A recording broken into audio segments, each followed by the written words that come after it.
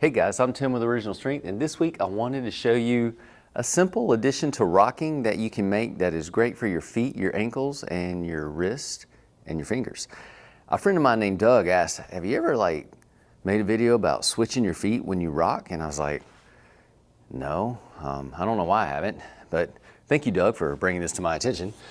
So rocking is typically, laces down or dorsiflexion, but you can also do one at a time. So you can go dorsiflexion and laces down, and it just feels good, because you can also, while you're doing this, you can isolate your toes. You can work on your smaller toes. You can turn your ankles out. You can turn your ankles in. If you switch, you can do the same thing. You can go ankles out, ankles in. And the reason you would want to do this is because you have, did you hear that? You have 33 joints in each foot, 26 bones in each foot. And those joints are made to move. And the better those joints move in your foot, the stronger and the better off you are. So by simply turning one foot down and one foot up, you're able to hit those joints in different ways than you otherwise would if they were both down or both up, if that makes any sense at all. What I'm actually encouraging you to do is explore different foot positions as you rock. You can also do this as you crawl, but that should probably be another video. Anyway, it is so cool, and it actually feels good and neat, and it affects how you rock back on, whether you're in dorsiflexion or plantar flexion. It affects how far you rock back on each hip. So it's not just about changing your feet, it's about what you're doing at your knees and your hip as well.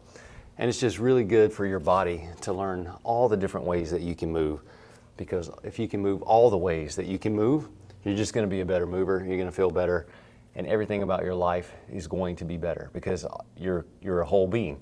So if you move better, you mentally feel better, you emotionally feel better. And it can be as simple as changing your foot positions when you rock. Now, the other thing, the hands. So we can rock one hand down, one hand up, and that allows us to move through our knuckles and fingers in different ways, and it just feels good.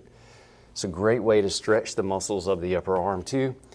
Give your elbow some love, because all of this is connected to this, and all of this is connected to this, which is connected everywhere else in your body.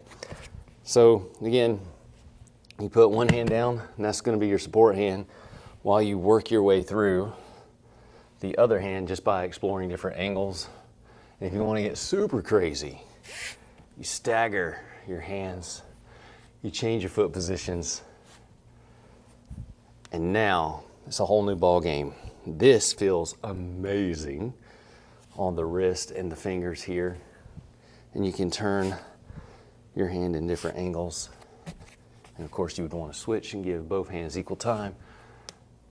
And this is just, I know it's super simple, but when it comes to pressing reset on your body and restoring your body and allowing your body its best chance in moving optimally, all these different positions, they make a difference, and different positions make a difference. But they all add up to the sum of you moving better and feeling better, thinking better, and just living a better life. Again, the better off you move, the better off you're going to feel and be as a person, which just makes your world and the rest of the world better. All right, kids, it's super simple. Give it a shot. Let me know what you think. I'm Tim with Original Strength, and we'll see you next time.